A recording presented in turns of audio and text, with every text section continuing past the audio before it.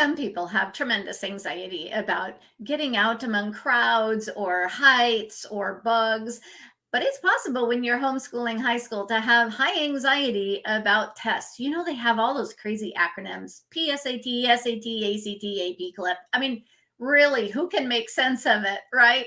My name is Lee Benz, and I'm the home scholar, and my mission is to help parents homeschool high school. And what I'd like to do is to make the high school testing process as simple for you as possible so you can understand exactly what the tests are, when your child needs to take them, how to best prepare them, how to make sure they can get the best possible score. My own two children raised their SAT scores by 200 points per section using the tools that I'll be giving you in this class. It's really going to pay off, hopefully earning your children that coveted admission spot, maybe some fantastic scholarships. So I hope you'll join me. Space is limited, so make sure that you register now, and I'm looking forward to seeing you online soon. I'll be able to answer your questions at the end. We'll get this whole high school testing thing all figured out, you and me together. All you need to do is bring some coffee and a pencil. It'll be great. I'll talk to you soon. Bye.